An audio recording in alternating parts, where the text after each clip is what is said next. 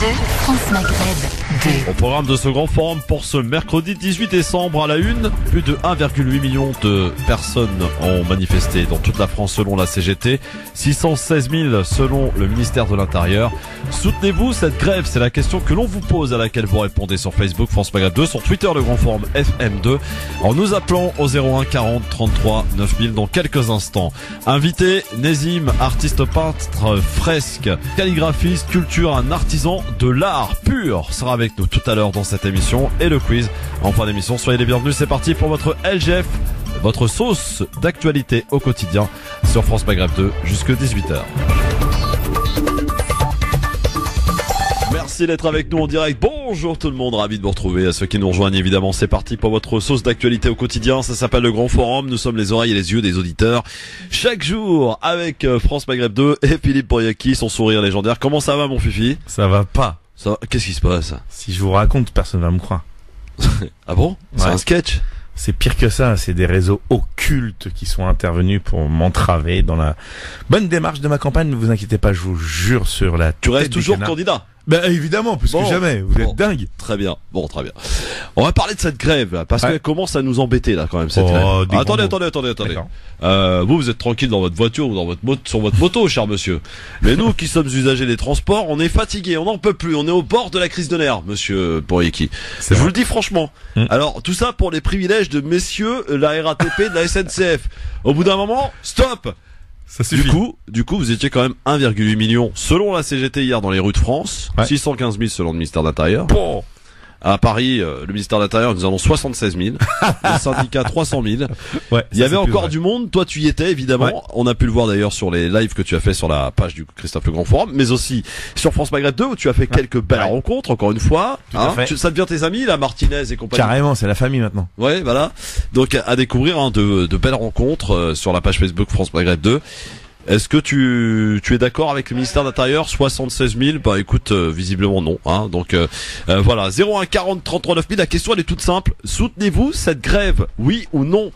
Facebook France Maghreb 2 pour voter. Twitter, le grand forum FM2 pour voter. Alors c'est simple, vous êtes 86%. Ouais, alors ça, à mon avis, c'est des votes qui nous viennent de province ou d'ailleurs. Pas des Parisiens, je ne crois pas. 86% sur Facebook, 85% sur Twitter, à soutenir cette grève. Appelez-nous pour nous dire si vous la soutenez ou pas encore, cette grève. 01 40 33 9000. Je vous attends. Même vous qui faites grève, venez nous expliquer pourquoi vous faites grève aujourd'hui, parce que on a appris que le président de la République était prêt à lâcher du lest. Oui, en effet, il est prêt à négocier sur l'âge pivot. Ouais. C'était attendu quand même, parce que vous n'êtes pas sans savoir que Laurent Berger, le président, enfin le dirigeant de la CFDT, voilà, secrétaire national, a rencontré en catimini, en secret, bon c'est plus un secret puisque tout le monde le sait, des députés En Marche. Et donc on sait que Laurent Berger, lui, dès qu'on négocie l'âge pivot, il est prêt à reprendre le boulot, quoi. C'est un peu ça le truc. Donc c'est le gouvernement qui joue là-dessus, mais le problème c'est que les autres syndicats disent non, on veut le retrait purement, simplement de cette réforme des retraites. Du coup, est-ce que vous la soutenez cette grève?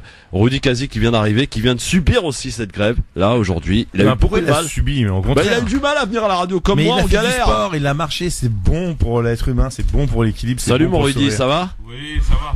Ça va et toi, Christophe? Oui, ça t'a galéré là, Un petit peu.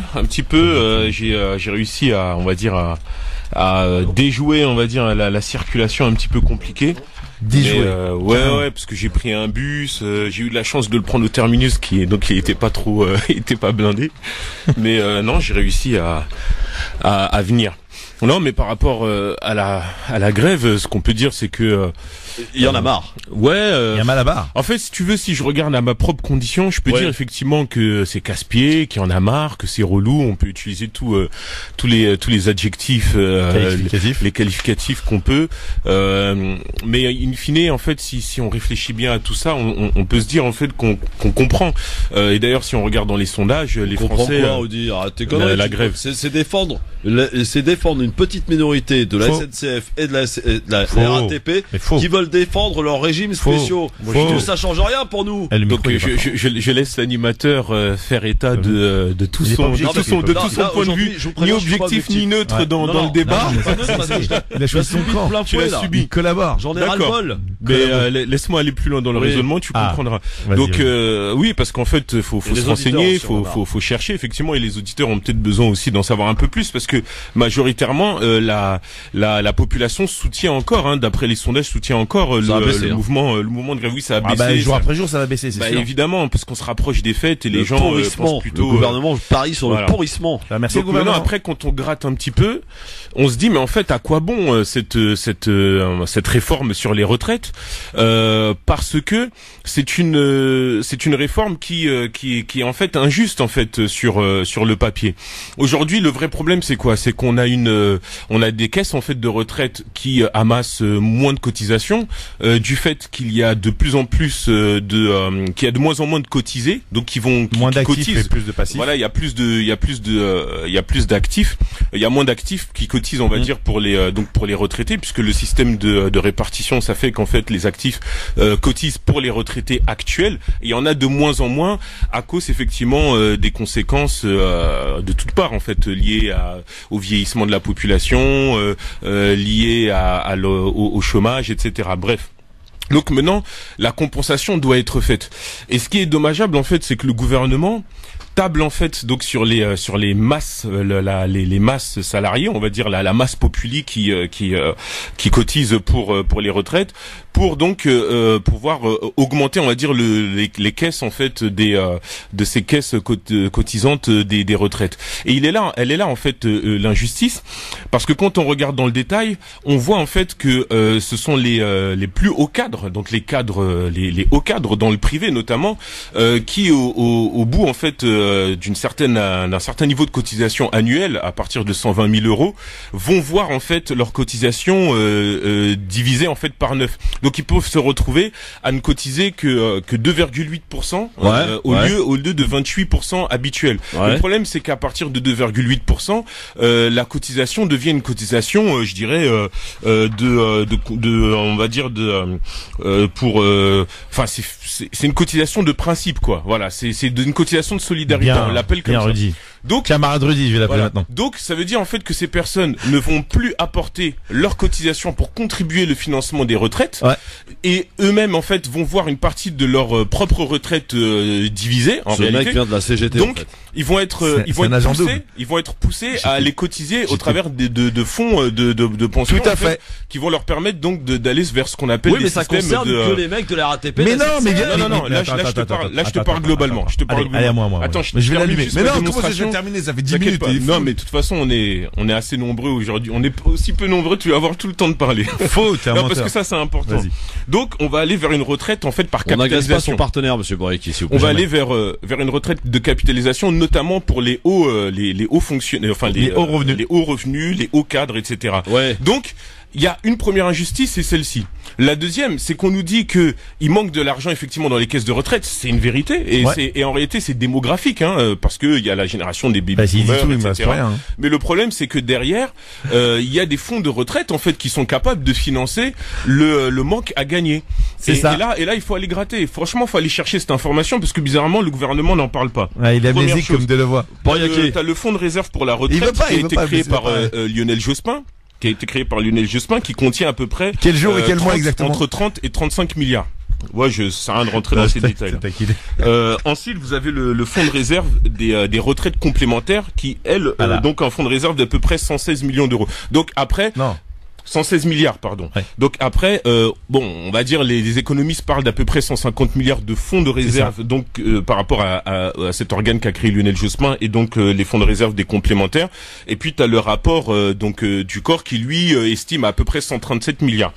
En plus de ça, vous avez, donc là, je vais terminer là-dessus parce que c'est important aussi de le dire, vous avez donc la CADES que les gens ne connaissent pas forcément. Qu'est-ce que la CADES? En fait, c'est la caisse en fait de contribution donc pour le remboursement de la dette sociale grosso modo, et qui en fait travaille en fait à rembourser en fait le trou de la sécurité sociale, notamment via les marchés financiers, etc. Bref. Et donc à partir de 2024, ce fonds en fait aura fini en fait de rembourser en fait les marchés, et il pourra dégager à peu près 24 milliards d'euros. Par an. Oui, à partir de 2024, ce sera 24 milliards d'euros par an.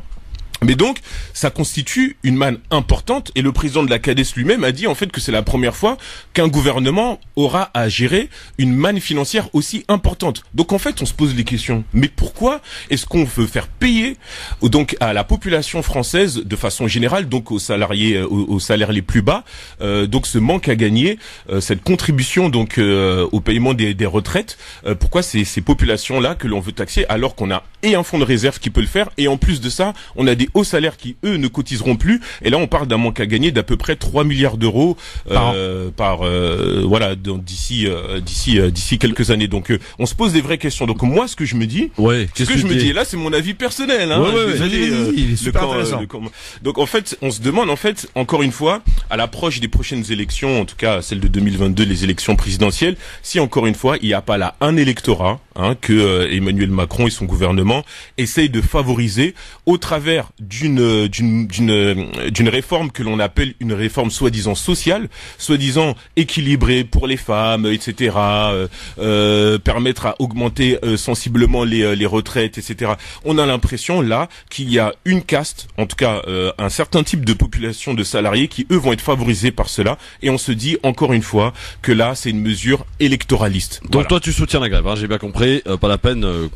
Espèce de gaucho. En fait, la réforme, il faut la faire. Oui. Mais le problème, c'est que la grève, elle existe à cause. Si vous voulez, je peux y aller. À cause du système. C'est gentil, merci. À cause.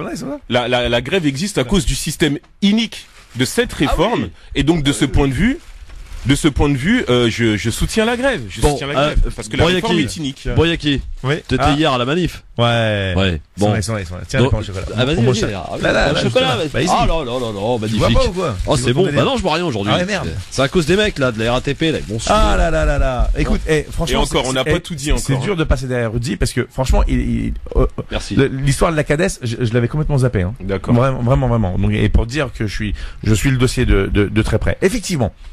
Je vais pas revenir sur les éléments qu'il a donné Rudy. Vous avez bien compris pour toutes celles et tous ceux qui sont du secteur privé que vous allez vous faire enfler d'une force phénoménale parce qu'en plus la valeur du point vous le saurez jamais avant.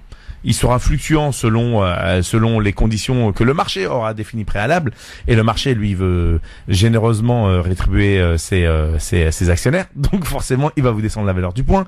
Donc vous allez travailler plus longtemps pour gagner moins. Bravo, merci Emmanuel Macron, tu aurais pu nous le dire avant, ça nous aurait fait plaisir. Mais surtout, l'arnaque la plus totale, quand tu veux opposer régime spéciaux à régime public général, le régime général.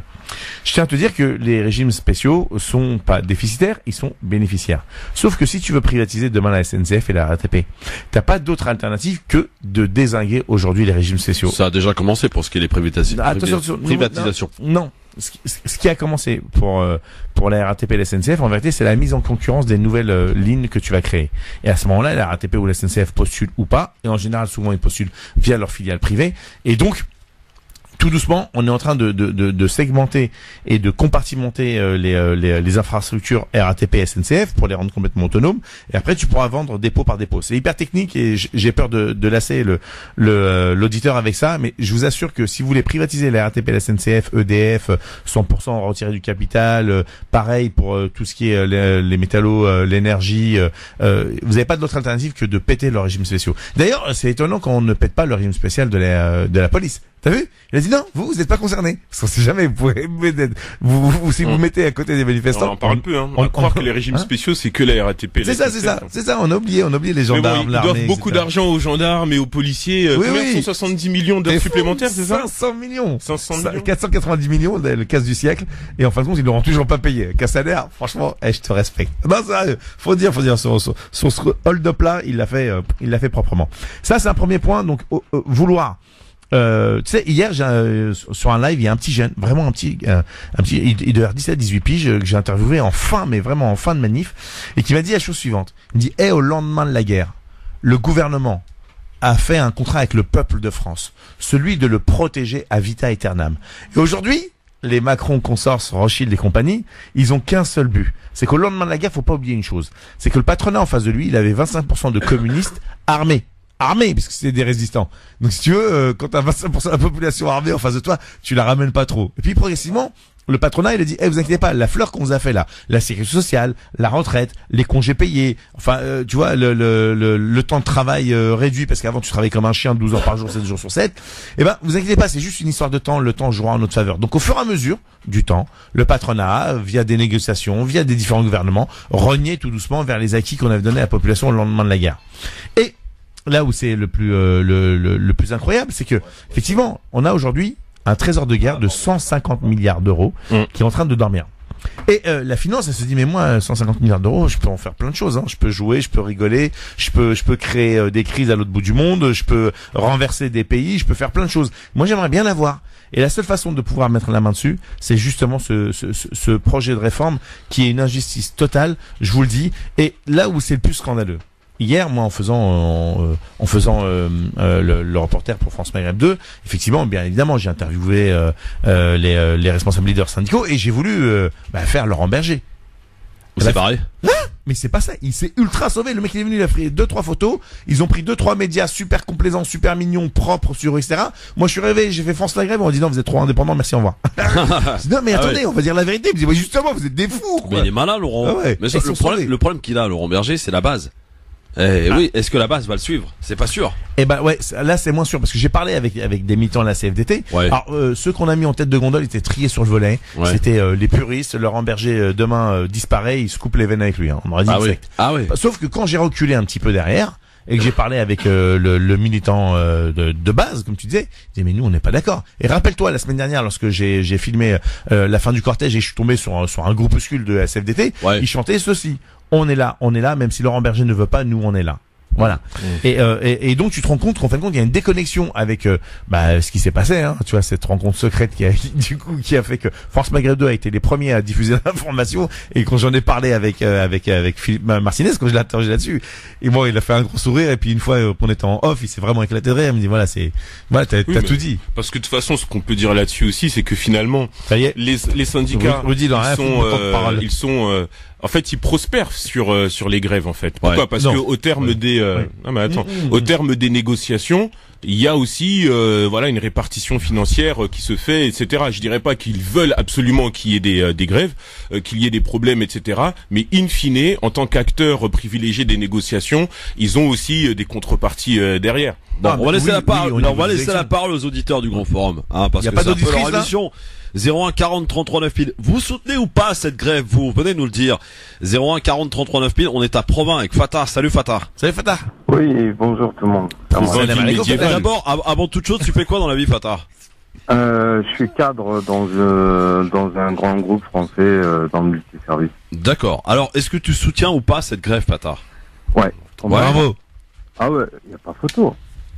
Bon, est-ce que tu prends les transports, Fatah? Est-ce que tu prends les transports ou t'es dans ta bagnole tranquille? Non, moi je prends ma bagnole et je suis pas tranquille, Christophe. Hein. Faut pas te plaindre parce que toi, tu. Comment ça, faut pas te plaindre? Non mais vous rigolez ou quoi? Je mets 3 heures pour venir, 3 heures pour rentrer chez moi. Vous êtes des malades ou quoi? Je peux parler, s'il vous plaît. Oui, bien vu, bien joué. Christophe, s'il te plaît. Ouais. Tu peux pas dire j'ai galéré. Prenons l'otage, Christophe. Oui. Hier. Oui.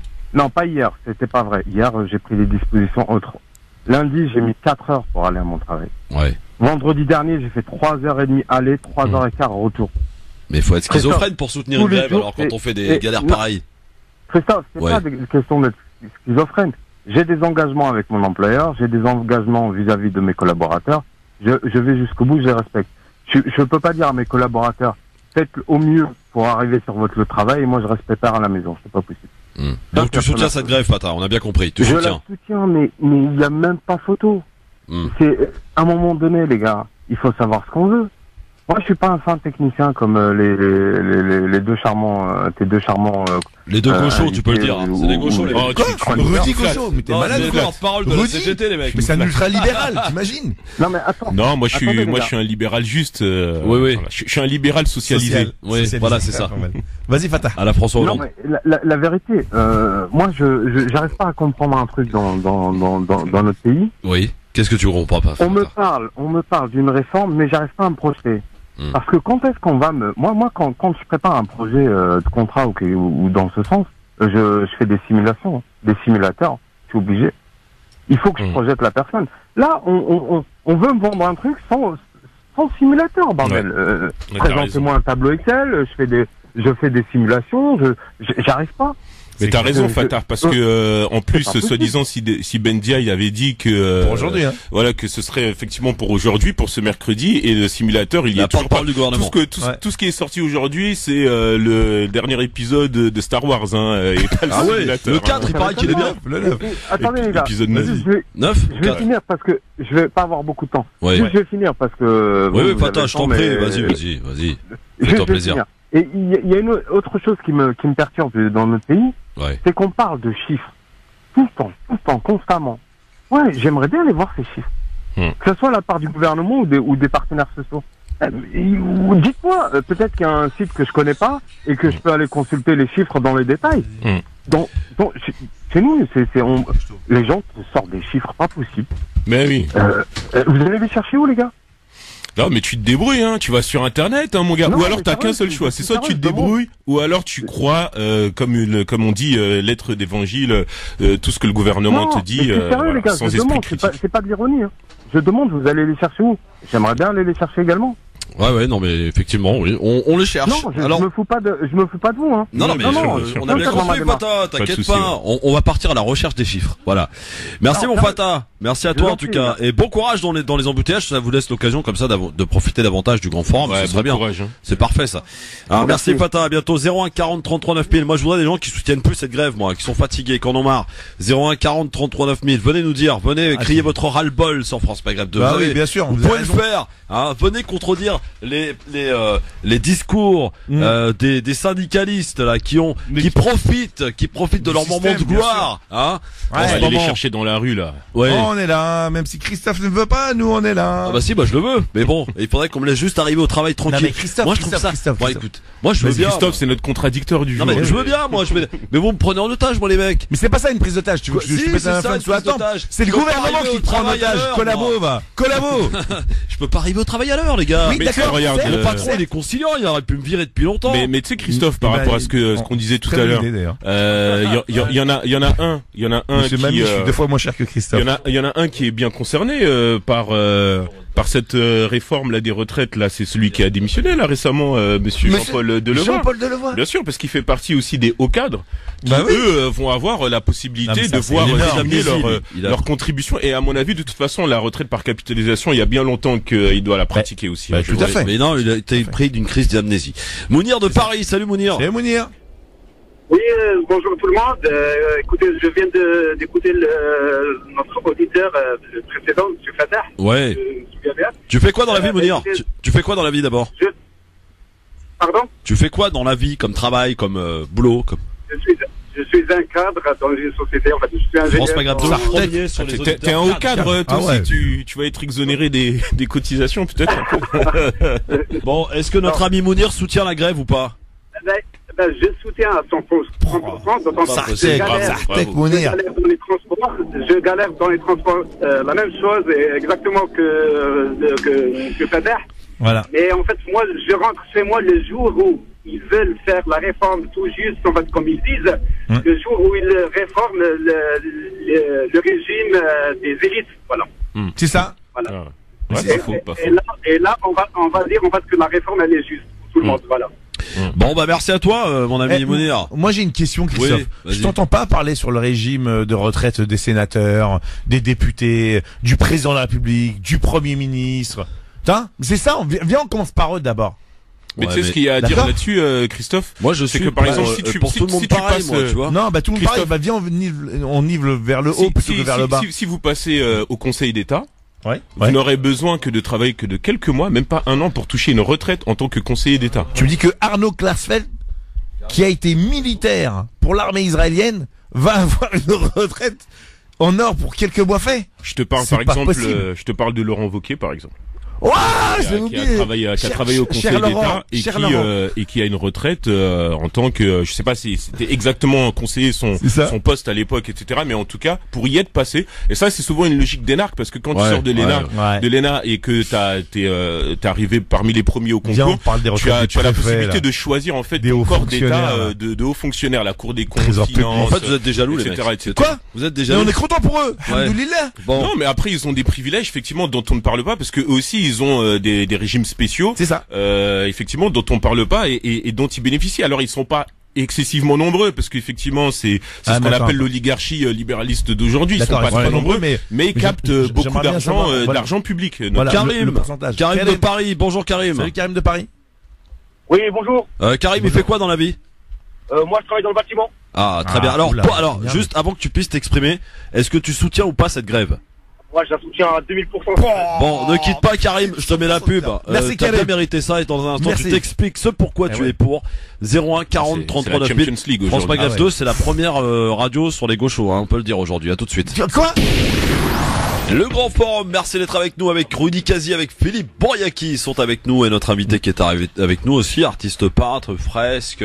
Nazim, salut Nazim, ça va? Oui, ça va très bien, merci. Bien, installe-toi. Là, on parle des retraites. Là, on parle un peu de quand on sera vieux, tu vois. T'en penses quoi, toi, d'ailleurs? Non, attends, il va en penser après. On va accueillir quand même Karim, qui était avec nous au téléphone il y a quelques instants, qui nous a dit qu'il était 2000% pour cette grève. C'est la question que l'on vous pose. Elle est toute simple aujourd'hui. Est-ce que vous soutenez cette grève?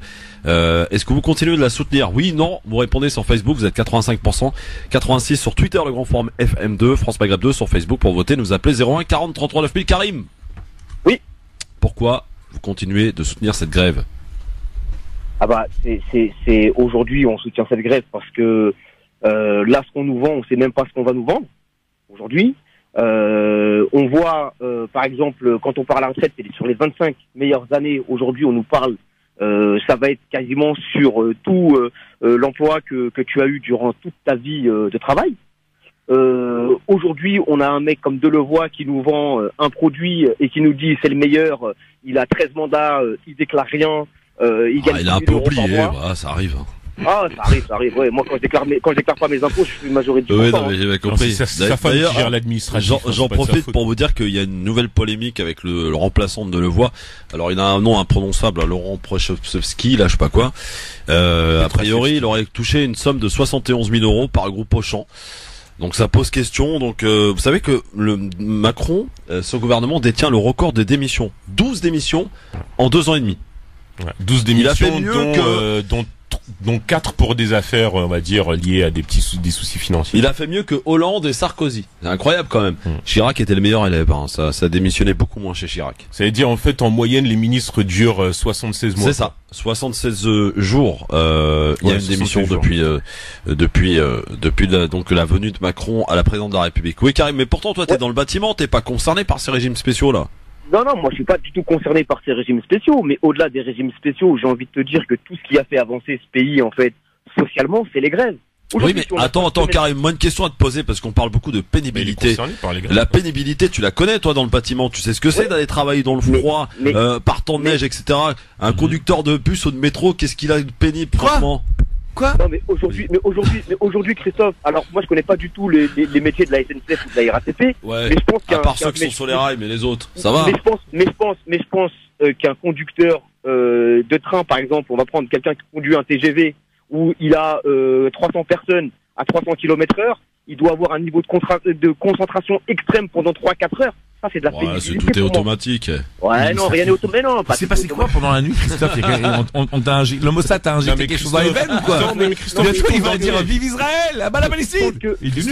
Christophe, tu tombes dans le piège. Est-ce que je peux dire quelque chose à l'auditeur? Bien sûr, mais il est là, il t'écoute. Ouais. On échange dans le groupe. Ouais, donc en fait, je voulais juste te dire, la réalité en fait, c'est que c'est un piège dans lequel le gouvernement essaie de nous envoyer, que de déplacer en fait le problème sur les histoires en fait des régimes spéciaux de retraite. Et on a à peu près, il y a 42 régimes, je crois, quelque chose comme ça. C'est un faux débat. Pourquoi? Parce que ça va cristalliser les tensions autour de ces régimes spéciaux et instrumentaliser l'opinion de la population qui va voir comme étant comme une injustice, effectivement, d'avoir des personnes qui ont des régimes spéciaux, qui peuvent partir à la retraite plus tôt, tandis que les autres vont pouvoir rester longtemps, et toujours en disant, de toute façon, ces régimes spéciaux, ils les ont depuis une époque d'après-guerre. Aujourd'hui, les conditions ont changé. Oui, mais le problème, la pénibilité, moi. Oui, mais le problème n'est pas là. Le problème, en réalité, c'est qu'on déplace le curseur sur un problème qui n'en est pas totalement un, notamment pourquoi? Parce qu'on va faire payer à la plupart des gens le financement d'une caisse de retraite qui n'est plus financée alors qu'il y a de la manne qui peut permettre de le financer, et il y a des hauts revenus qui eux aussi s'ils peuvent permettre de le financer. Donc le vrai problème, il est là. Déplacer en fait le problème sur les histoires de régimes spéciaux, etc. C'est tout simplement pour pas qu'on regarde là où le vrai problème se trouve et les Français se déchirent entre eux. Encore une fois, c'est toujours une tentative en réalité de déporter le problème ailleurs en faisant en sorte que les Français se déchirent entre eux, exactement pareil avec les gilets jaunes. Karim. Mais excusez-moi, mais ce que vous dites est totalement vrai. C'est vieux comme le monde, divisé pour mieux régner. Au-delà de ça, on te sort, si tu veux, cette loi, ce projet de loi. Au mois de décembre, on sait que les gens vont prendre le train pour aller voir leur famille. Bah oui. Pourquoi on nous sort pas ça, je sais pas, moi, en février, en mars ou en avril, là où il y a rien? Parce qu'on joue sur le pourrissement. On joue sur le pourrissement. Pour que les Français, en fait, se retournent. C'est ça. Et se disent, ah non, mais eux, ils mais ça va marcher, hein. Vous allez voir. On monte les Français les uns contre les autres. Ouais, mais ça va marcher. Ouais. Merci, Karim. La réforme, elle pourrait passer qu'au milieu de 2020, hein. C'est pas pour maintenant, en plus, hein. Non, début février. On est d'accord, c'est pas pour maintenant, mais aujourd'hui, je dis, c'est vieux comme le monde. C'est-à-dire que on a des mecs qui touchent des 1000 et des 1000 et qui vont venir expliquer à des gens qui sont au SMIC, vous comprenez, si vous voulez mieux vivre, va falloir travailler plus longtemps, va falloir, vous allez toucher moins et allez-y, tout va bien, regardez, c'est les méchants SNCF et la méchante RATP. Moi, je tombe pas dans le panneau. Bon, merci mon Karim, à bientôt. Je vous en prie, salut, bon courage. Salut, ciao. Qu'est-ce qu'il y a? Mais non, mais j'aimerais bien répondre là. Bah vas-y, réponds mon Philippe. Comme chez toi, tu t'imposes davantage. Non, tu veux être ça, t'as trop parlé, toi, t'es fou. Non, je parlerai après toi, toi aussi. Vas-y, arrête ton ânesse là. Le mec est fou, Genre, je suis pas Hal. Vas-y, je viens pas. Sinon je donne la parole qu'à des. Et là, tu filmes, tu sors les caméras. Bon, Philippe, mais comme parle-moi de la pénibilité. J'ai parlé de la pénibilité. Parce que souvent, on compare en disant, ouais, les mecs, on peut pas comparer la pénibilité, les mecs quand ils étaient dans les locomotives avec le charbon. En plus, toi, t'as une retraite de militaire, qu'est-ce que tu parles ici, toi? C'est ça. Mais moi, je donne à ma nation. Et aussi de la RATP, hein. Je vous signale que moi je suis retraité RATP, les enfants. Voilà, tu vois, il fait. Tu fais grève? Il fait du partisanisme, le gars. Voilà, non, je voudrais juste dire la chose suivante. Quand t'es, je donne l'exemple parce que c'est ce que j'ai fait. Moi, j'étais machiniste receveur à la RATP. Tu travailles en 3-8, pour ne pas dire des fois en 4-6. Tu travailles. Ça y est, le bureau des plaintes est ouvert. Hein. Mais attends, mais j'y arrive. Tu me demandes la pénibilité. Je te parle de la pénibilité. Après, j'ai le bureau des plaintes est ouvert. Vous écoutez ou pas? Vas-y, quel numéro? Parle. S'il te plaît. Non, je suis en train de dire que, par exemple, prenons un exemple, les vacances. Les vacances. Oui. C'est sur roulement de 4 ans. C'est-à-dire, une année t'as juin, l'année suivante t'as août, l'année d'après t'as juillet, l'année d'après t'as septembre. Et c'est non modifiable, hein. Et c'est pas de chercher, de négocier, etc. Donc, je veux dire que quand t'as une famille, tu parles avec ta famille, une fois tous les 4 ans. Quand ça se passe bien. Ça, c'est un premier point. Deuxièmement, tu travailles quasiment un week-end sur 2. Je dis bien quasiment. Tu es complètement en horaire décalage, c'est normal parce qu'il faut que tu emmènes les gens au travail. Donc soit tu travailles tôt le matin. Moi, quand je commençais à 4h30 du mat, il fallait se lever à 2h30, les copains. C'est-à-dire que le soir, à 18h, rideau, hein. Tu travailles à Marseille ou quoi? Il est fou, quoi. Bah non, mais 2 heures pour aller au boulot. 2 heures, il faut le temps que tu émerges, tu te réveilles, machin, etc. Et puis il faut que tu arrives au boulot. Une fois que tu arrives au boulot, tu fasses le tour de ton bus. Enfin, tu vois, tu commences à 4h30, tu te lèves 2 heures avant. Enfin, je connais personne qui constitué normalement se réveille une demi-heure avant et qui habite à côté. Moi, quand j'habite à côté, je me levais 1h30 avant. Parce qu'il faut, et puis tu déjeunes, tu te laves pas toi le matin quand tu te réveilles? Si. Bon, bah voilà, merci. Bon, alors, ça sent. Hormis ça, pour emmener tes enfants à l'école, c'est une galère. Pour les récupérer à l'école, c'est une galère. Quand t'es hors ligne, c'est-à-dire quand t'es pas une ligne attribuée, quand t'as une ligne attribuée, t'as ton roulement et donc tu connais ton planning un an avant. Mais quand t'es hors ligne, tu sais combien de temps t'as tes horaires? 36 heures avant, s'il te plaît. D'accord? Donc venez pas me parler de privilégiés. Parce que quand tu travailles pour 1004 par mois, tu te fais cracher à la gueule constamment, tu te fais insulter, que t'as 150 ou 160 personnes dans ton bouclard de vie, tu vois, c'est pas du bétail que tu transportes, c'est des êtres humains. Bon, en ce moment on dirait que c'est du bétail, hein. Ah d'accord, en ce moment c'est du bétail parce que malheureusement il y a moins de bus, parce qu'il y a un mouvement, parce que le gouvernement a voulu vous emmener là. Donc maintenant il suffit de s'opposer les uns et les autres. Et puis si tu considères qu'on est trop privilégié, Christophe, pourquoi tu fais pas comme les Japonais? Pourquoi tu vas pas voir Tarek et dire Tarek, non, en fin de compte 5 semaines de congé payé c'est trop. Moi tu me payes que 2 semaines. Tu rigoles quoi? C'est pas trop. Ah voilà, c'est pas trop. D'accord, ok. On s'est battu pour ça. Ah voilà, bah oui. On s'est battu. Donc, écoute, c'est quoi, je vais te dire. Tout le monde se bat finalement. Quel plus beau cadeau qu'on pourrait offrir à nos enfants? D'avoir une retraite digne, d'avoir une retraite solidaire et d'être des êtres humains à part entière et de ne pas s'individualiser. Ouais, mais les mecs qui font grève aujourd'hui sont pas concernés pour la plupart. Mais arrête de dire qu'ils sont pas concernés, c'est nos gosses qui vont être concernés. Parce que je suis pas concerné, donc je vais pas me mobiliser pour les autres. C'est une blague. Elle est où la solidarité intergénérationnelle? Ils sont pas concernés, mais ils s'engagent pour les autres, c'est bien. C'est des acquis. C'est le général de Gaulle qui nous a donné parce qu'on a délivré notre pays. Je vous ai compris. Voilà. Ouais, une dernière chose moi que je voulais dire par rapport à ça, c'est tu sais cette histoire en fait donc de cotisants qui sont de moins en moins nombreux par rapport donc aux retraités actuels, tu vois. Bah en fait, il y a une balance qui mécaniquement en fait va s'équilibrer à partir de 2030, 2040, je crois, quelque chose comme ça, qui va faire en sorte que grâce effectivement aux baby boomers, etc., qui va en fait on va dire réduire cette balance. Et donc là où aujourd'hui il y a aujourd'hui 1,4 cotisants pardon pour ceux qui sont à la retraite actuelle, et ben ça va sensiblement à nouveau augmenter en fait. On va repartir vers 3-4 cotisants donc pour les retraites vers les 2040, etc. Donc ça veut dire que ce problème qui est le problème en fait qui actuel en fait, puisque du coup les personnes qui ne cotisent plus fait baisser effectivement la manne générale en fait. C'est les vases communicants. Voilà. Donc et ça va. Et donc le problème va se régler de lui-même dans quelques années. Donc ça veut dire que avant que ce problème se règle mécaniquement et naturellement dû à la démographie, bah en fait les fonds donc de réserve des retraites sont là pour pouvoir amortir ça et ils ont été créés pour. Donc le fait qu'on ne prenne pas cet argent, c'est vraiment très interloquant. Christophe. Moi effectivement il a raison, Rudy peint vraiment et on peut pas le traiter de gaucho. Alors, je veux dire, c'est tout sauf un gaucho. Et donc il peint réellement l'état actuel et les solutions. Mais je voudrais dire autre chose. Rappelle-toi quand Hollande, François Hollande, le président François Hollande de l'époque, avait mis le CICE, le crédit impôt de compétitivité des entreprises. D'accord ? Il avait dit la chose suivante, on le met en place parce que moi j'ai un deal avec Gattaz, et rappelle-toi le fameux pins de Gattaz. 1 million d'emplois en 1 million d'emplois, mais personne ne savait que c'était Delevoye qui allait les occuper tous en même temps. Donc ça c'est un petit peu embêtant. Mais on les cherche encore ces emplois. On les cherche. Donc 11 milliards, 1 million d'emplois. Macron quand il arrive au power, il multiplie par 4, c'est 42 milliards exactement.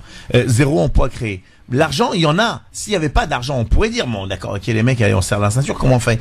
Mais l'argent, il est là. Il y a les 42 milliards du CICE, il y a les 5 milliards de l'ISF, il y a les 100 milliards d'évasion fiscale, il y a les 150 milliards de réserves stratégiques pour les retraites. Donc, de qui on se moque, en vérité?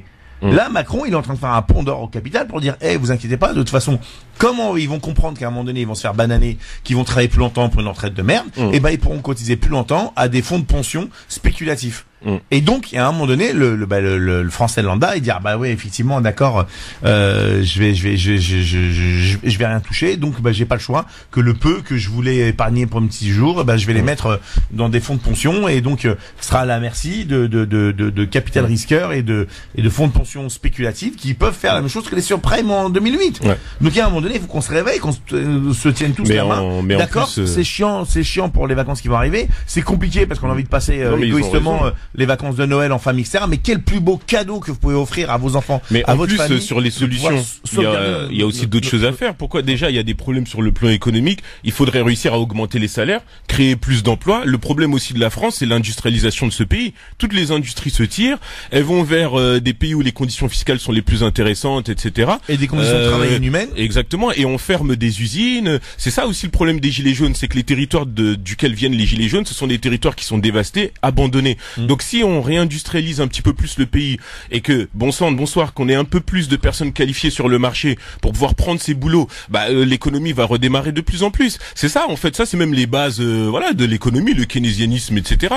Donc on se demande où sont les priorités en fait de ce gouvernement. On va chercher, on fait en fait de la population une variable d'ajustement au lieu de poser des questions concrètes sur la vision économique de ce pays, ce que Emmanuel Macron n'arrive pas à incarner.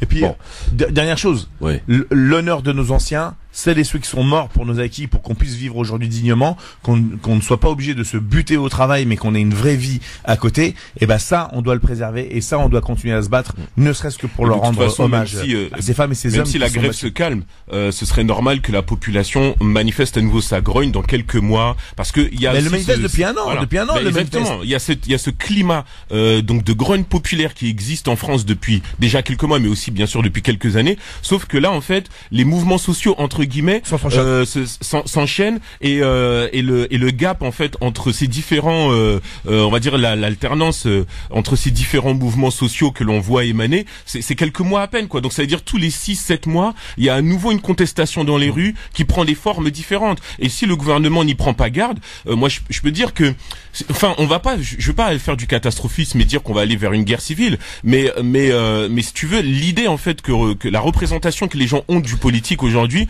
elle va se déliter encore plus et on va aller vers une crise non plus sociale mais une crise politique. Ouais, mais ce qu'on dit pas aux Français, ce que vous dites pas depuis tout à l'heure, moi je vous écoute attentivement, hein, mais je suis en train de regarder les prévisions de trafic, c'est beaucoup mieux pour demain en tout cas, sachez-le. On passe de 8 lignes de métro fermées à 6 lignes demain.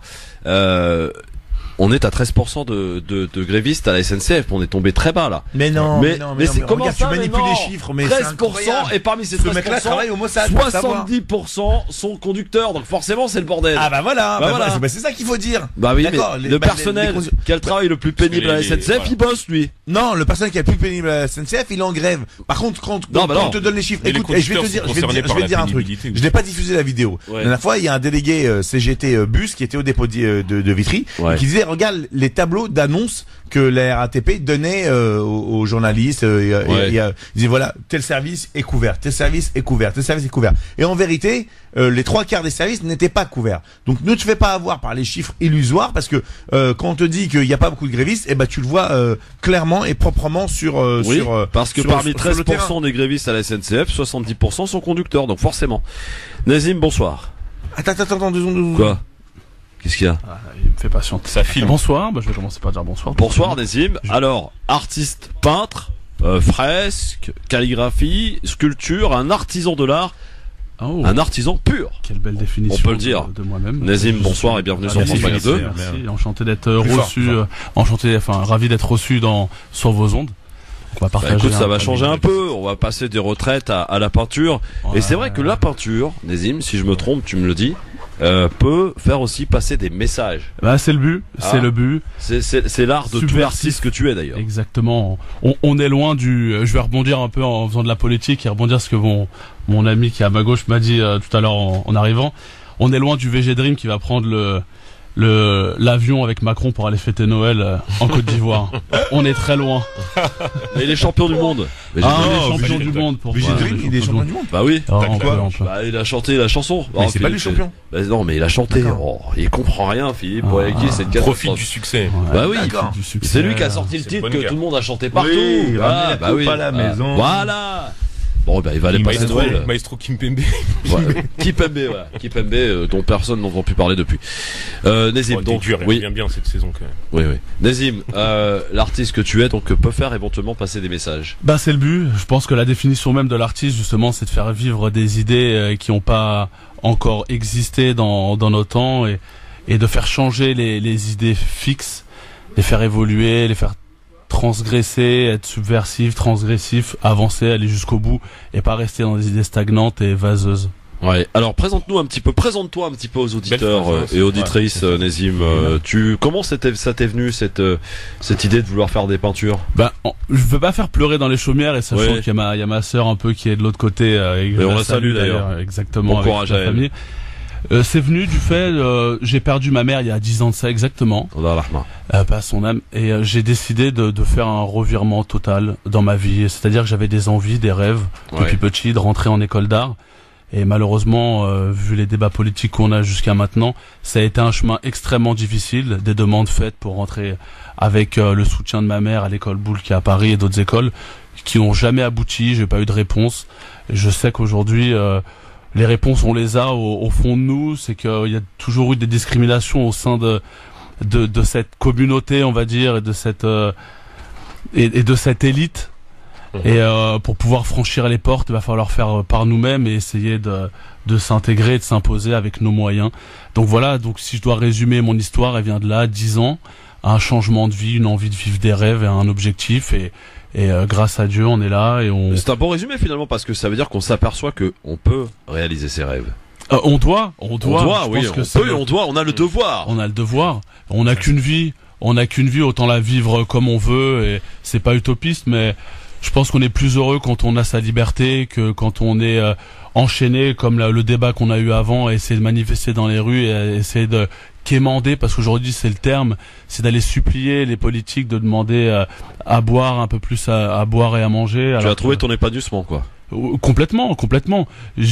C'était difficile, mais je pense que mon parcours il reflète aussi le parcours d'énormément de gens et de leurs difficultés, autant pour trouver un travail que le mien pour essayer de faire vivre mon art et vendre mon travail. Qu'est-ce que la calligraphie alors ? La calligraphie, c'est, j'ai envie de dire, c'est l'expression du corps sur une feuille. C'est savoir exprimer par son mouvement et l'art de l'écriture. C'est un art qui est en mouvement, c'est pas simplement le manuscrit tel qu'on l'a connu en Occident au 15e et au 16e siècle, les belles écritures et savoir écrire convenablement sur un papier des belles poésies, mais c'est savoir faire vivre une écriture, faire vivre une pensée à travers un mot. Ça prend du temps ? Ça prend, je pense, le temps d'une vie. Je pense que c'est l'art d'une vie, c'est évolutif. Qui permet... Faut avoir de l'inspiration aussi. Complètement, mais l'inspiration elle vient de ce qu'on vit tous les jours, des gens qu'on rencontre. C'est surtout les belles rencontres qu'on fait au fur et à mesure du temps, les choses qui nous inspirent, et ça va pas plus loin que ça, mais c'est l'art d'une vie, j'ai envie de dire. Quels sont les messages que tu souhaites et que tu souhaites, ou que tu essaies de faire passer au travers de tes œuvres, Le message premier, il est pas très explicite, ou palpable pour la plupart des gens. C'est-à-dire que c'est pas en regardant une de mes œuvres qu'on va commencer à se dire j'ai compris ce qu'il veut dire. C'est pas du tout le but de mon travail. Il y a guéri. Exactement. Le but de mon travail, c'est vraiment d'exprimer et de faire ce qui me fait du bien à faire sur le moment. Ouais. Je pense que l'artiste qui commence à vouloir raconter des choses à travers son art peut se mettre peut-être à écrire des bouquins. C'est peut-être plus facile pour un artiste de se faire comprendre de cette manière que d'aller faire de l'art sur un papier.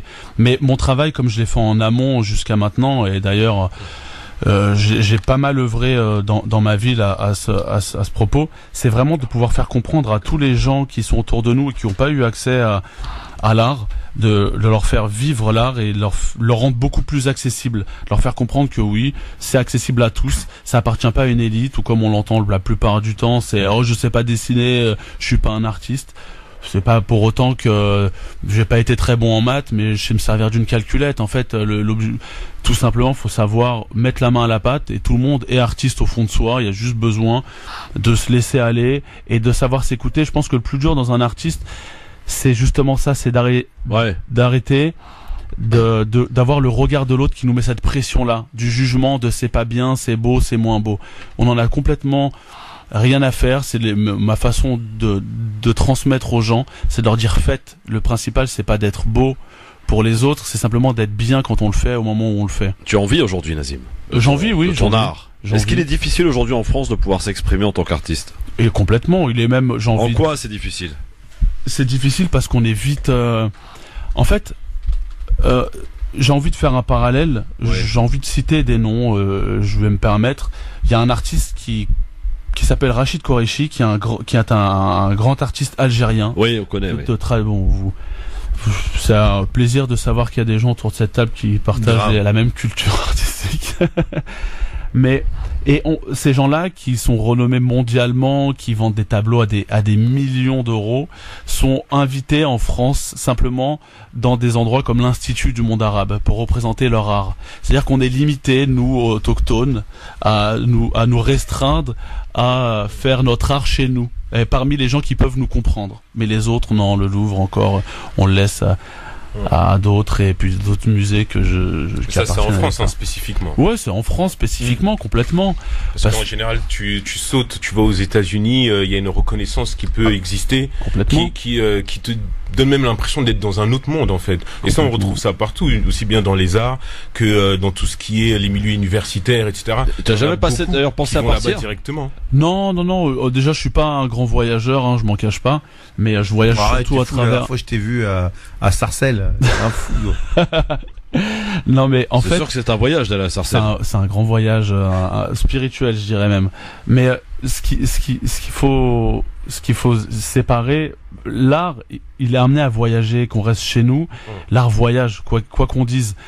Mais partir, et c'est encore ça, je vais rebondir sur ce que tu viens de dire, cette notion de l'artiste, de la lâcheté, de partir en disant réussir, c'est d'être riche et d'y arriver ailleurs.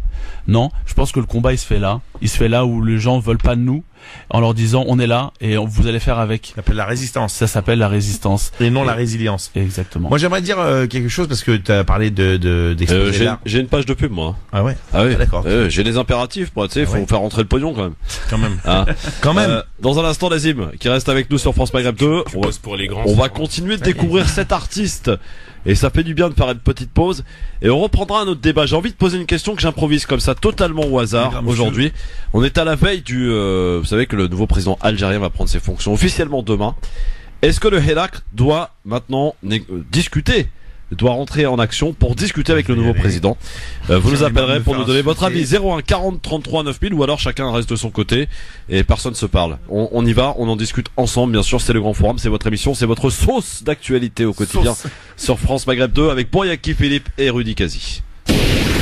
Merci d'être avec nous en direct sur votre radio France Maghreb 2, le Grand Forum avec Philippe Boyaki, avec Rudy Kazi et notre invité Nazim qui est avec nous aujourd'hui, artiste peintre, calligraphe, un véritable artiste pur qui est avec nous. Nazim nous expliquer un petit peu ce revirement, on peut le dire, parce qu'il s'agit d'un revirement, d'avoir réalisé ton rêve que de devenir un artiste.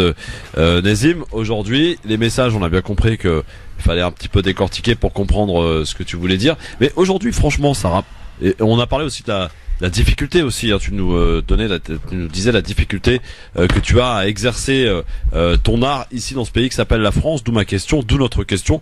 Est-ce que tu n'as pas pensé à vouloir partir, t'expatrier, parce que il est peut-être plus facile pour un artiste comme toi de pouvoir s'exprimer et de pouvoir être reconnu davantage, par exemple dans un pays comme les États-Unis?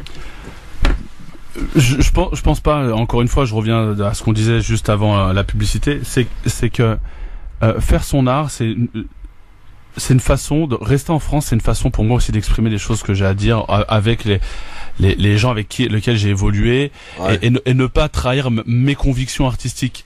Je suis un grand passionné de l'histoire américaine, d'autant plus celle des Afro-Américains, parce que j'ai évolué dans le milieu du hip-hop. Ouais, c'est dit jockey, je tiens à le dire. Exactement. J'ai commencé par la musique avant de toucher les pinceaux. Mais en fait, arriver aux États-Unis et leur proposer mon art, leur imposer quelque chose, je me sens pas en fait. C'est pas mon histoire. Mon histoire, elle se passe ici, avec mes amis, avec les murs de ma ville, avec les murs de ma capitale et celle de mon pays, et vraiment faire changer les choses et les mentalités. Ici, c'est beaucoup plus important. Faire en sorte, comme on disait tout à l'heure, c'est faire en sorte que nos enfants, nos petits-enfants puissent, eux, pas rencontrer les mêmes difficultés que nous, parce que honnêtement on a galéré. Et puis l'art en banlieue, c'est pas quelque chose de, à part le rap, je vais même pas dire le hip hop, puisque c'est une culture aujourd'hui qui est plus vraiment respectée, mais le rap et la musique qui s'est mis plus à la banlieue. Mais vraiment sortir de ces frontières.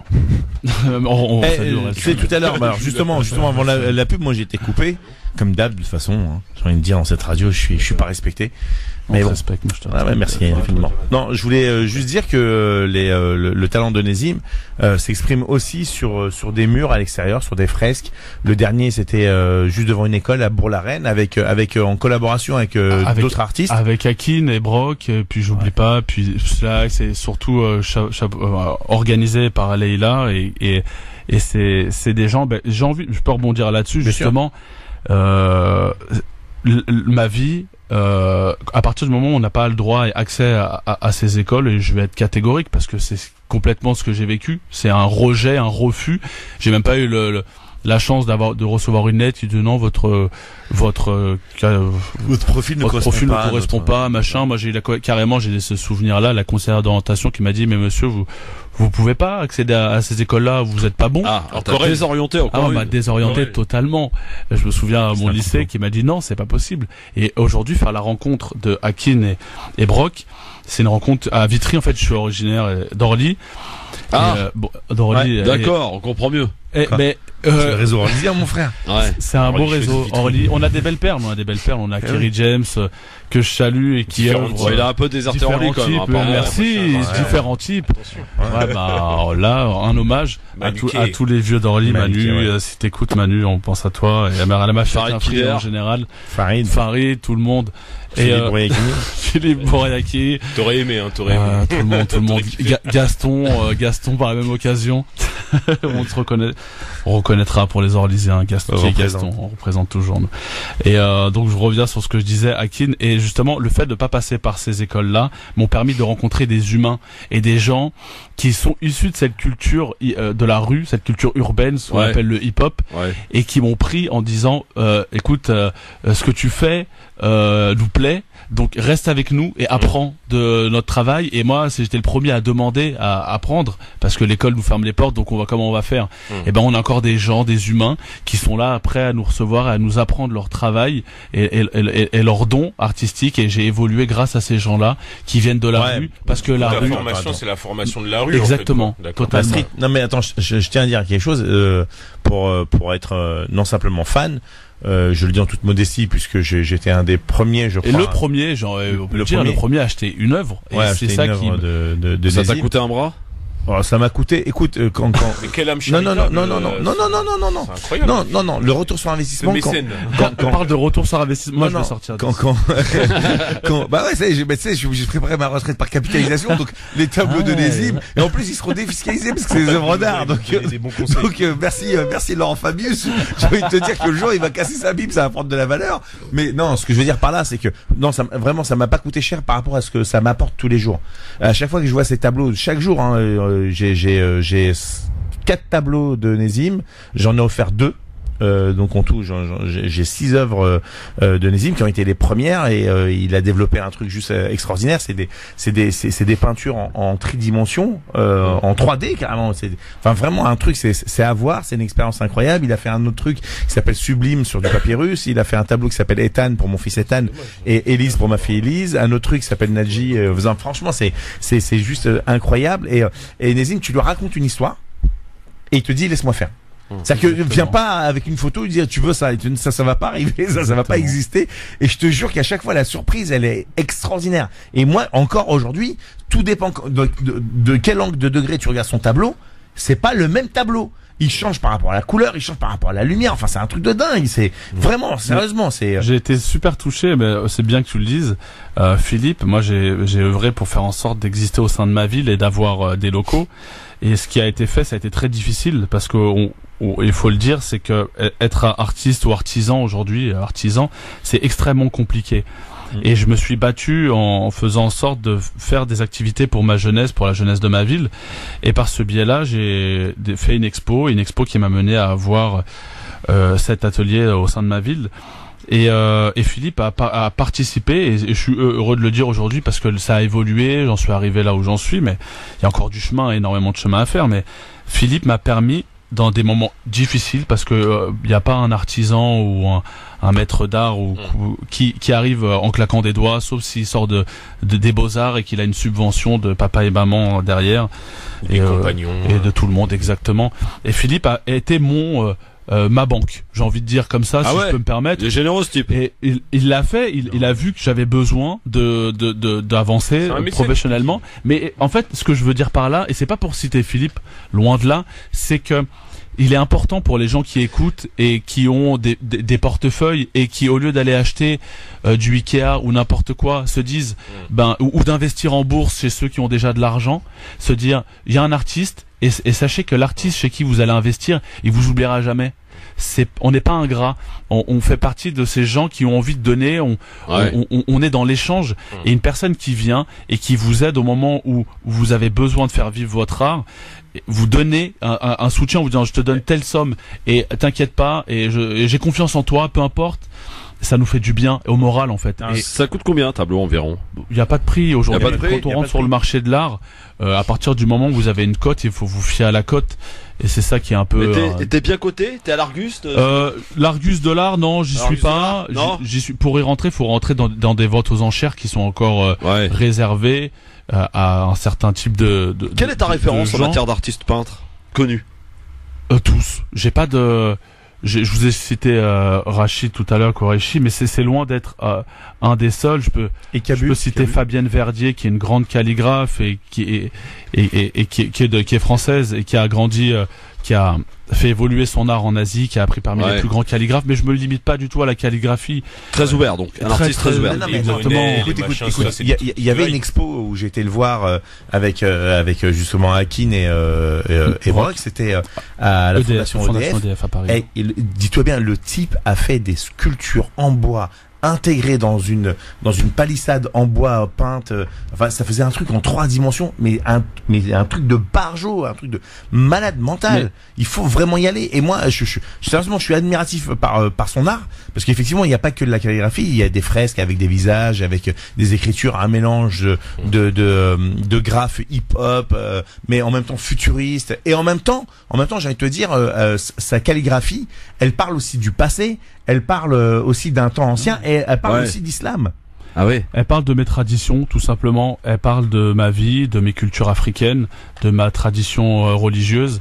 Elle parle de tout ça et elle est. On peut le dire que t'es algérien et fier de l'être. Je suis peut-être humain et fier de l'être. J'ai pas envie de me définir par mon algérianité ou par ma religiosité ou peu importe. C'est le premier Algérien qui est pas fier de le dire qu'il est algérien. Mais il t'a dit humain, c'est bien. Ouais, je pense que Algérien. Ça passe bien au-delà de tout ça quand on est algérien. C'est bien plus important que d'être humain. Je suis fier de l'Algérie quand elle se décolonise, parce qu'à un moment de sa vie elle était colonisable.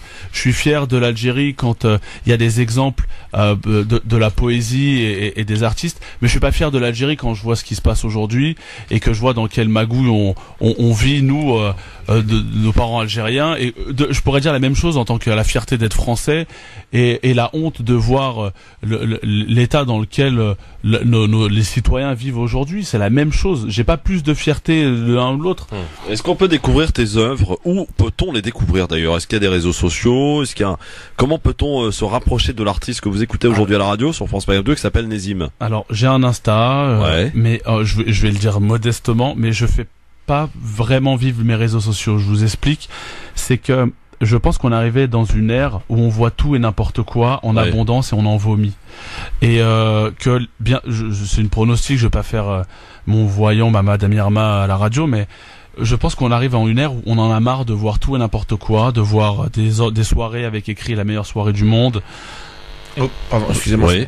Où on voit la meilleure soirée du monde, où on voit voilà sur Insta la plus belle machin de tout. Les temps, on s'en fout. Je pense que les gens ont besoin de se reconnecter. Mais comment on fait pour te découvrir alors? On va sur mon Insta dans lequel on peut me contacter, on peut discuter. Je pose des photos. Je poste rarement des photos, mais oui, il y a un site internet qui est en construction d'ailleurs. Alors, ça serait Nez NE3IZ, donc IIZ. Pourquoi il y a 3 I comme ça? Alors, très bonne question. Intelligence, intellectuelle et ensemble. Alors, on y est presque, mais on revient aux traditions très anciennes. Je vais l'expliquer. Les 3 I en fait en acadien, en sumérien, c'est des vieilles langues en fait de la Mésopotamie qui sont nos traditions à tous, c'est-à-dire hébraïque, à l'araméen, mais c'est encore plus récent l'araméen. Mais je viens au sumérien, à toutes ces langues de Babylone et qui sont l'origine de la langue asiatique, des langues arabes et des langues berbères et de la langue de la langue hébraïque. Les 3 I signifient I en fait. Les 3 I en cunéiforme signifient un I. Et dans mon nom de famille, qui est Saïdi, il y a 2 I. Et dans mon prénom, il y a un I. Donc j'ai réuni ces 3 I. Ah, d'accord. D'où les 3 I. D'où les 3 I. Donc sur Instagram, on peut te retrouver. Vraiment un artiste. Et le site internet, Nézim? C'est pareil, nez.artiste, NE3IZ. Alors, attends, quand on dit 3, c'est pas le chiffre 3. C'est pas le chiffre 3. N-E-I-I. Point. Ah non, Z.artiste sans E. Attendez, j'ai rien compris. Répète-nous. Épelle. Voilà, ça devient des maths. Oui. C'est compliqué à cette temps-ci. NEIIZ.artiste sans E, bien sûr. Et le site est en construction là, j'ai un ami qui s'en occupe. Et il y a une page Facebook aussi. Et il y a une page Facebook, mais je la réserve à mes amis. Puis je suis surtout sur Insta en fait, on peut y voir mes œuvres et j'essaie de les mettre dans un ordre bien précis. J'essaie de faire vivre quelque chose de graphique, de pas imposer ma vie, de pas me montrer moi en train de faire une œuvre, d'être dans ce nombrilisme de l'artiste. J'existe, regardez moi, c'est moi, je suis le plus beau, je fais les plus belles choses. J'ai vraiment envie qu'on communique l'art pour l'art. Rapidement parce qu'il faut qu'on... Oui, alors Alors vas-y, dernière question dans Lucasi. Par rapport toi à ton expérience, notamment tu parlais de l'école des Beaux-Arts qui t'a fait voilà ses refus, etc. Comment est-ce que toi tu te positionnes par rapport à la jeunesse qui s'inscrit aussi dans cette volonté d'embrasser ce type de carrière-là et qui en même temps peut être confrontée aux mêmes difficultés que toi de fait de leurs origines ethniques ou autres? Alors j'ai droit à que des super questions aujourd'hui. Je suis super content d'être venu. En même temps, attends, t'es où les Non, on est dans l'élite. On est dans l'élite du Maghreb. France Maghreb 2, mon vieux. France Maghreb 2, donc je valide à 100%. Alors, je leur dirais de faire leur propre chemin. J'ai pas de conseils à donner ou de dire d'aller forcer les portes parce que c'est loin d'être la meilleure solution. Mais d'imposer son art et son travail et d'avoir des convictions. Je donnerai l'exemple de ça. Les Beaux-Arts m'a permis de pas rentrer dans un cercle prédéfini artistique. J'ai pas été formaté exactement. J'ai pas été formaté selon Léonard de Vinci. Au cubisme. Exactement. Mais ça coûte un bras les Beaux-Arts, non? Non, c'est une école publique. Ah ouais? Mais tout le monde n'en prend pas. T'as intérêt d'être bien parrainé, je te le dis. C'est l'aide de recommandation, des choses comme ça. Ultra. C'est bête, mais cette école de grandes écoles françaises. Exactement, comme toutes les grandes écoles françaises. Mais cette école de la rue, cette école de la vie, elle te forme à fabriquer une nouvelle façon de voir l'art et une nouvelle façon de créer l'art. Parce que l'art, il se crée plus en institution et l'art, il s'est jamais créé en institution. Il s'est jamais créé selon des codes. Jean Dubuffet disait l'art doit surgir là où on l'attend pas. Et moi, je prends un engagement de politicien à 2 balles. Moi, si je suis maire d'Orly, Orly deviendra la capitale française du street art. Vitry, vous allez souffrir. Ce mec est dingue. Vous allez souffrir, vous allez voir. Vous allez voir. Merci, merci. On a des vrais talents, on a des vrais Merci Nazim. Merci à vous de m'avoir reçu, c'était vraiment. Alors, tu peux rester avec nous jusqu'à la fin si t'as le temps. On va rester. On est en bonne compagnie. Ouais, voilà. On parle des retraites, tiens, justement, et on va terminer sur ce sujet parce que je voulais aborder un autre sujet, mais on n'aura pas le temps, on le fera demain, d'autant plus que demain va être intronisé, je sais pas si le mot est bien choisi, mais le nouveau président algérien élu et non pas désigné comme j'ai pu lire dans la presse. Après c'est selon les versions. Élu donc Abdelmajid Tebboune qui prend ses fonctions demain officiellement. Donc la question est de savoir si il faut que le Hirak maintenant discute et ça semble apparemment être le cas puisque ça se divise au sein même du Hirak justement sur le fait de pouvoir aller négocier peut-être des postes, j'en sais rien, mais en tout cas d'ouvrir le dialogue avec le nouveau président de la République qui doit constituer une équipe gouvernementale, un premier ministre et nous a-t-il dit, c'est une autre promesse du nouveau président algérien, une équipe très jeune, moins de 30 ans, c'est ce qu'il nous a dit, des nouveaux ministres, un premier ministre que personne ne connaît, il va aller piocher du côté des universitaires. Voilà, on en parlera demain. Qu'est-ce qu'il a fait? J'ai une question. Oui. Parce que Tariq Mami lui a posé la question concernant le rapatriement des corps. Oui, il a répondu. Pas de problème. Oui. Mais qu'est-ce qu'il a répondu pour l'article? Il a pas répondu. Il a répondu qu'à une seule question. Monsieur le Président, s'il vous plaît, soyez gentil. Sur les 4 questions posées par Tariq Mami, c'est sur le rapatriement des corps. Qui, selon lui, n'est qu'un problème de bureaucratie, donc n'est pas un problème, ça va être résolu. Et il s'est engagé à ce que d'ici le temps qu'il prenne ses fonctions évidemment à ce que les Algériens résidant à l'étranger puissent être rapatriés gratuitement aux frais de l'État algérien. Voilà. Mourez, c'est le moment qu'il faut faire. Non mais on meurt pas, on reste en vie mon vieux, on a besoin d'auditeurs aussi mon Philippe. 01 40 33 9000 pour ou contre, pourquoi j'ai eu que des pour que des gens qui soutiennent cette grève. Donc ça veut dire que personne ne la subit cette grève. Voilà ce que ça veut dire aujourd'hui. Ça veut dire que les Français et les Françaises sont solidaires. C'est un malade. Arrête de faire ton Éric Brunet là. Il se zémoritise. 01 40 33 9000 pour nous appeler encore pendant quelques petites minutes avant le quiz. Ils vont se déchirer entre eux. Ça pourrait faire d'ailleurs. Je vais le déchirer. Ça peut faire l'objet d'un tableau. Vous savez cette confrontation qu'il y a entre Boyaki et Abdestamitash. Moi j'élève mon esprit au-dessus de toute considération. C'est ce que tous les losers disent. J'accepte. Capitule. Non, mais tu plein le genou. Moi, c'est la parole, toi, c'est le quiz. Oh, c'est pas mal. Ouais, c'est pas mal. C'est très artistique, j'ai envie de dire. C'est très bien au-dessus de la Médée. Ouais, carrément. 01 40 33 9000, vous êtes 86% sur Twitter à dire oui, à soutenir cette grève, dont on en est au 15e jour de cette grève. Alors demain, selon les prévisions de la RATP, de la SNCF, c'est un peu mieux. On passerait de 8 lignes fermées totalement à 6 lignes demain, donc deux nouvelles lignes seront ouvertes. Le problème c'est qu'en heure creuse c'est quasiment tout fermé à part les lignes automatiques qui sont saturées totalement, la ligne 14 et la ligne 1 du métro parisien. Les bus fonctionnent à moitié à 50% et quand vous arrivez à avoir un bus c'est très très compliqué pour monter dedans. Et alors en même temps il y en a qui en font leur beurre de la grève. Les Uber justement, les taxis. Les taxis. Vous faites vos choux gras les mecs, vous avez augmenté sacrément vos tarifs. Hein, dites donc. Non, normalement, les taxis, ils peuvent pas augmenter leur tarif. Ouais, les Uber, c'est doublé, hein. C'est doublé, là. On peut dire que les Uber font leur beurre, quoi. Oh, joli. Bravo. Joli, bravo. On a un artiste, faut l'honorer. Faut honorer l'artiste. Voilà. Bon, il a vu ça dans Carambar, laisse tomber.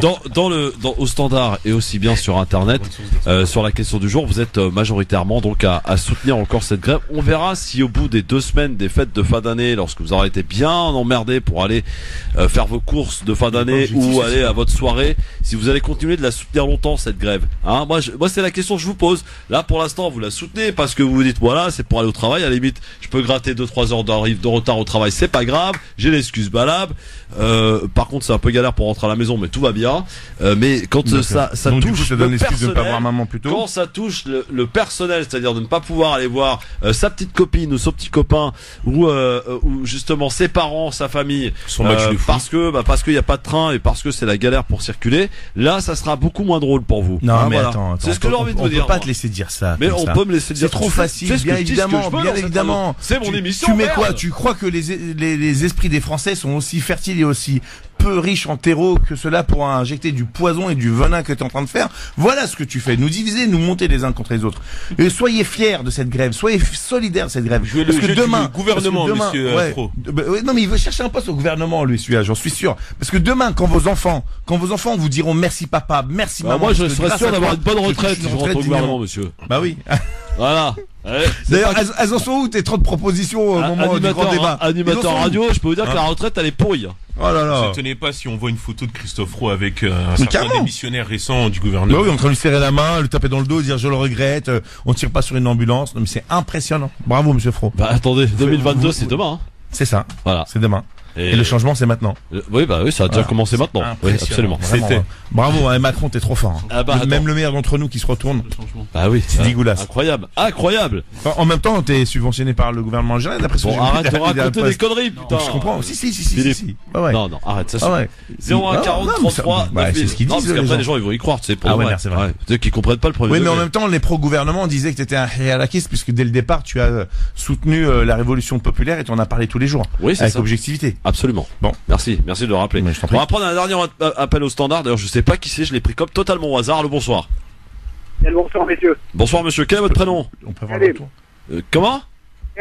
Karim. Tu nous appelles d'où, Karim? Orléans. Alors, Karim, tu soutiens ou pas cette grève, Karim, d'Orléans?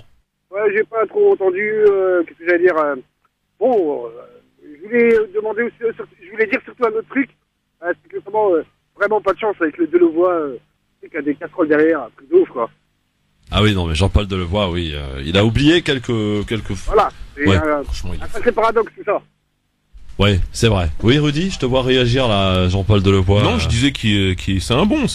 Ah ouais, c'est un très bon. Bah merci mon Karim, en tout cas. Hein, c'est vrai. Merci Karim. Delevoye. Bon bah ça y est, il a démissionné. Non, il va pouvoir prendre sa retraite. Voilà, la énième. Ah oui, la énième retraite. Il a 72 ans, je crois, Delevoye. Hein. C'est quand même pas mal. Ouais. Comme quoi, preuve qu'on peut travailler jusqu'à 70 ans. Ouais, mais en même temps, il a jamais travaillé sa vie. Alors, je vais dire, lui, la pénibilité, il l'a pas connu, hein. Ouais, bon.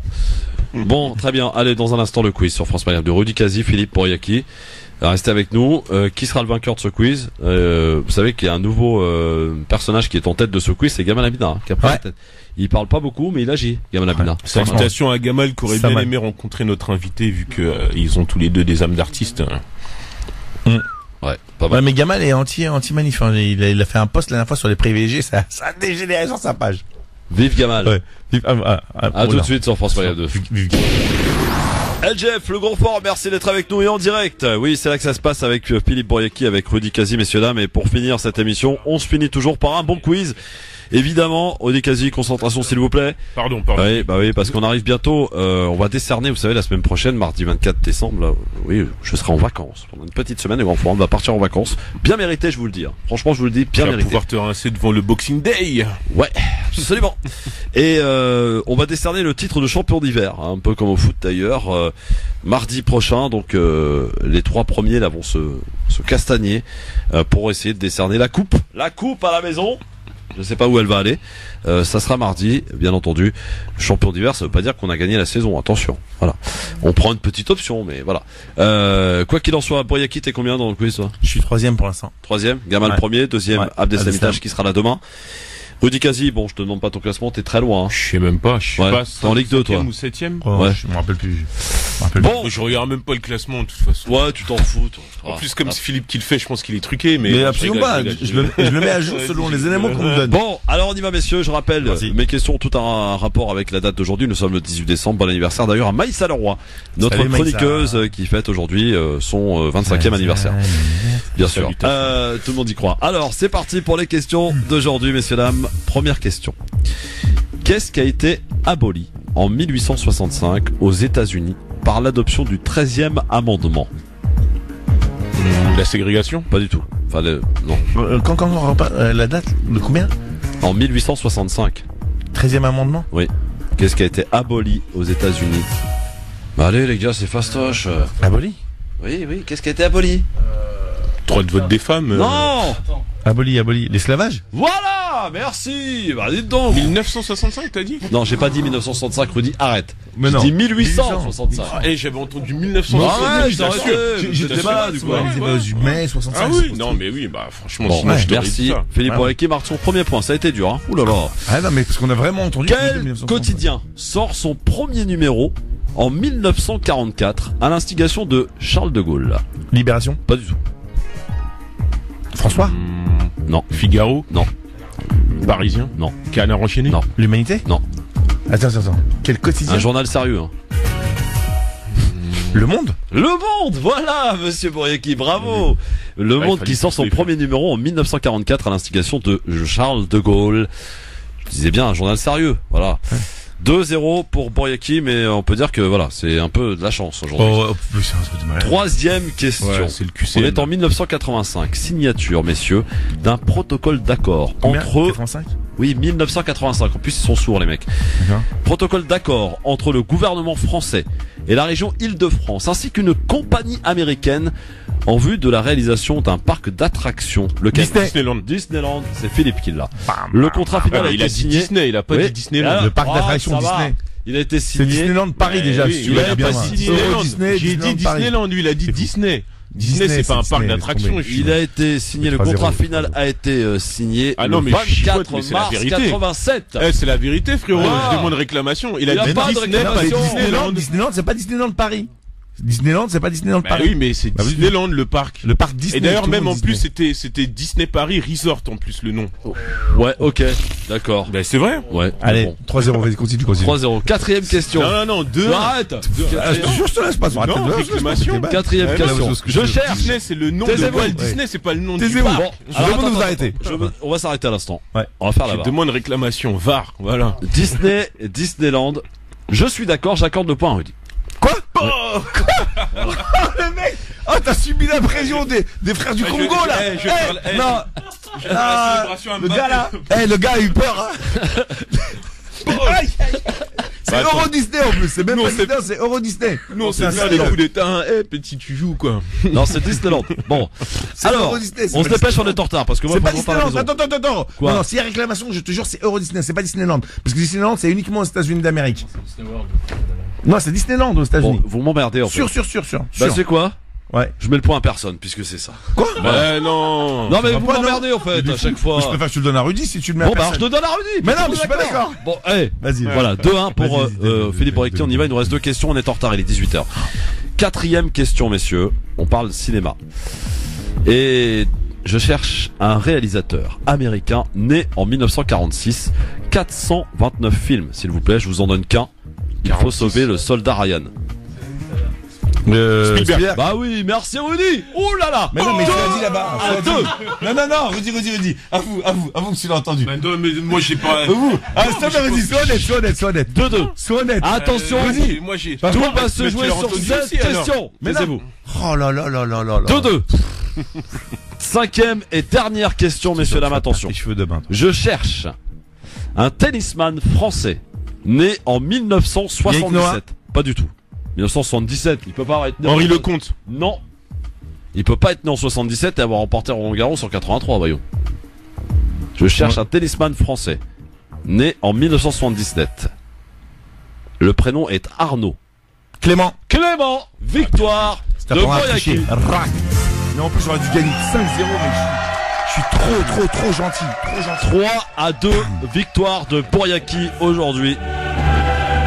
Merci à tous, on se barre, on rentre à la maison, du moins on essaye. Bon courage à tous ceux qui sont dans les embouteillages, dans les transports. Merci Morodi, merci Nazim et bon courage pour la suite. Merci Philippe Boriaki. Et à demain les gars. Philippe, je t'ai laissé gagner pour que tu me rapproches un peu. Oh le tricheur. Allez, on y va. Et tout de suite on retrouve Thomas Sugan pour le journal. Bonsoir. Bonsoir à tous. Les titres de l'actualité ce soir. Les syndicats entre ouverture et détermination au 14e jour de la mobilisation contre la réforme des retraites. Ils sont reçus tour à tour à Matignon pour ouvrir le dialogue. Alors qu'Emmanuel Macron a fait un pas vers eux ce matin. Vous entendrez les syndicats dès l'ouverture de ce journal. Et puis c'est l'événement ciné de cette fin d'année, la sortie de Star Wars 9, l'ascension de Skywalker. Et dès les premières séances, les fans étaient au rendez-vous. Des fans plutôt enthousiasmés par ce nouvel opus. Sortir de la crise, l'objectif d'une journée de réunion entre Édouard Philippe, le Premier ministre, et l'ensemble des partenaires sociaux. Ils sont reçus tour à tour depuis le début d'après-midi à Matignon pour échanger sur la réforme des retraites. Pour Philippe Martinez de la CGT, cet entretien a surtout tenu lieu de mise en garde à l'adresse du gouvernement. On l'écoute. J'ai dit au Premier ministre que plus la grève durait, plus sa capacité à convaincre que ça n'allait pas allait être ardue. Parce que plus les jours de grève traînent, plus la colère se transforme en autre chose. Nous, on est là pour l'alerter sur la situation du pays, sur le mécontentement, et qu'ils ne font rien pour apaiser ce mécontentement.